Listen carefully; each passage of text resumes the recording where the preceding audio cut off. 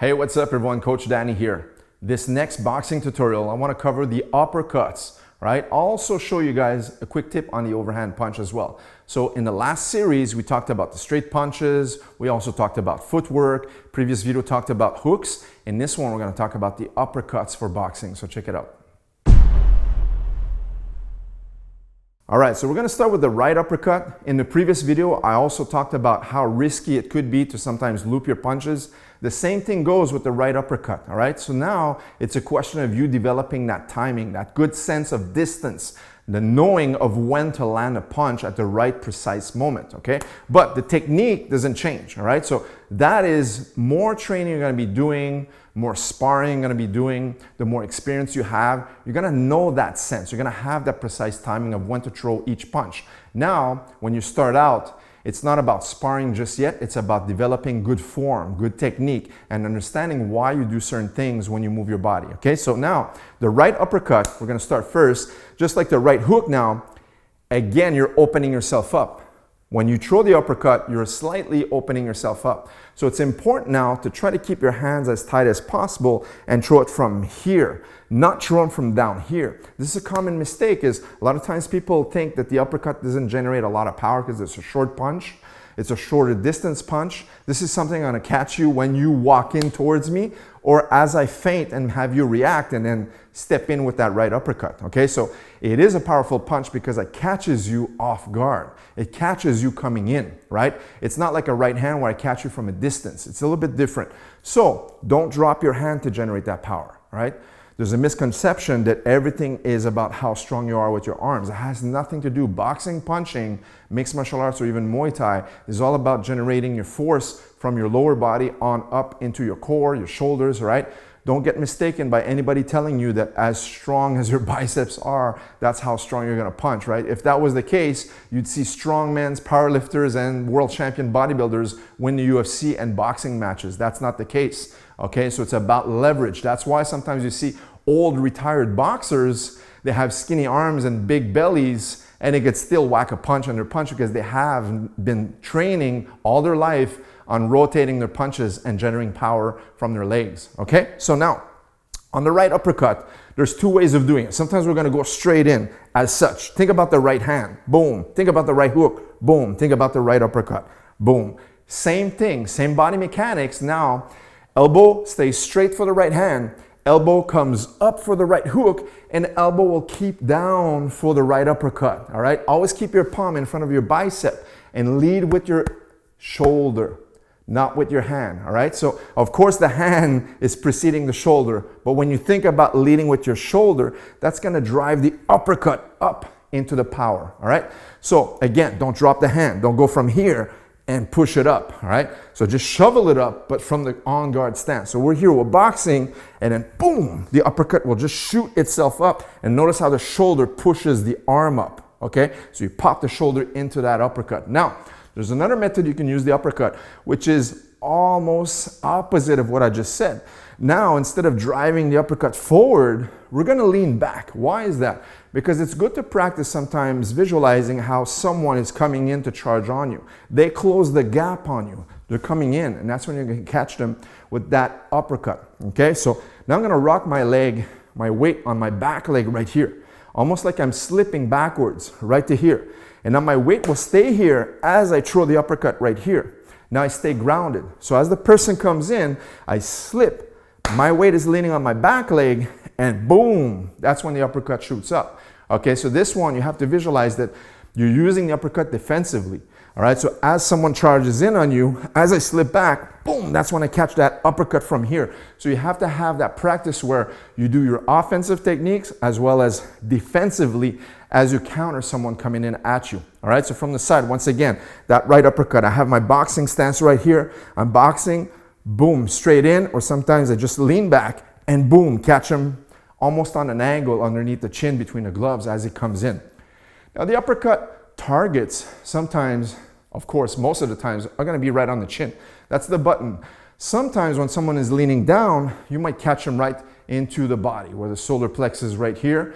Sometimes you might even just uppercut right onto the forearms, on the wrists, on the gloves, right? Just to distract them and then lead with a left hook, for example, that's going to follow right back. Now, the left uppercut is another punch we're going to cover, is the lead hand. So this one here, just like the back one, we're going to lean onto that lead leg, all right? You don't want to be leaning on this side and throwing the uppercut here now. So now we're going to lean in. Imagine you're slipping, right? I'm slipping here. And then, boom, I jerk that uppercut up. So I use my lower body to push the hip and drive the uppercut through the shoulder, all right?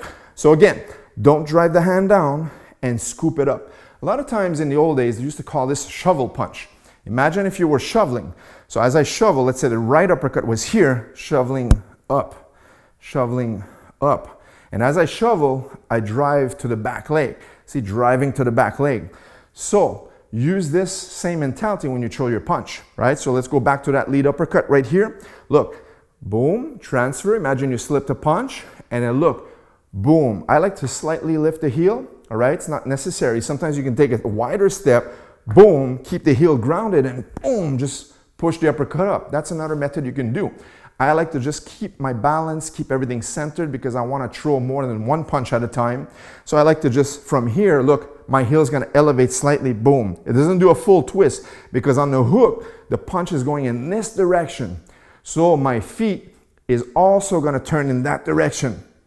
Now the uppercut is coming in this direction on an angle up. So now I'm going to keep my foot pointed on an angle up towards my uppercut's direction as well. All right, that's important to understand. So once again, we have the right uppercut, boom, we can lean it back, wow, catch him by surprise.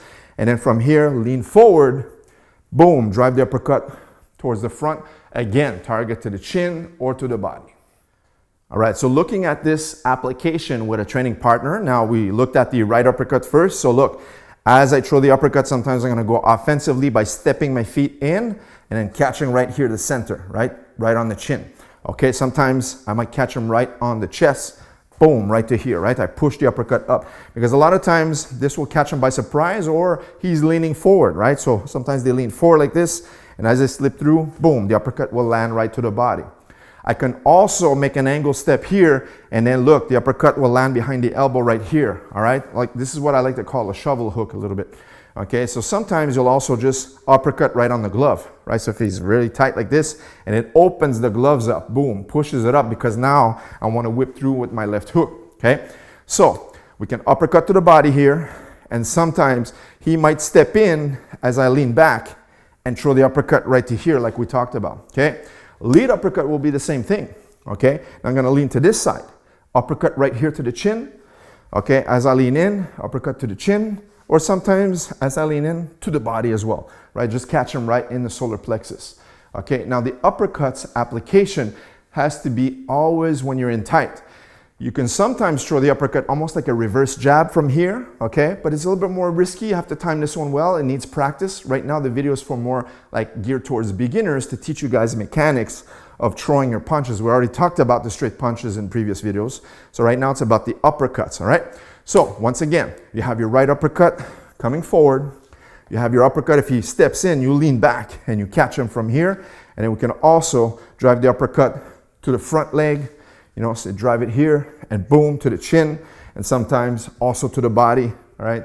These are good applications of your uppercuts. Now, I want to cover one more punch, all right? It's almost like a reverse uppercut. Notice how my hand goes towards upstairs on the uppercut. Now we're going to go towards downstairs, like almost like reverse uppercut. This is referred to as the overhand punch.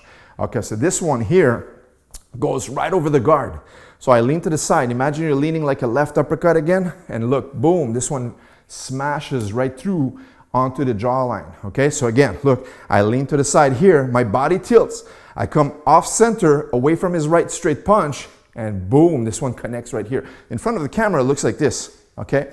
So what you don't want to do is just throw the overhand and stay right in the center. All right, the overhand punch is something that's, the more you turn your punches and you curve, the riskier and more cautious you have to be. All right, so this is one of those punches, but it generates a lot of power. All right, so this is one where you want to set things up, or sometimes if you have someone rocked a little bit in a boxing fight, that's when you throw that overhand punch for the knockout blow. So what you want to do now is lean to the side. I'm leaning away from my hand. My hand doesn't follow me. All right, it's not a slip. I'm just leaning forward and the hand goes all the way down. I'm punching towards the ground, all right? Now, imagine when we threw the left uppercut. I step to the side here, and then the uppercut shoot through.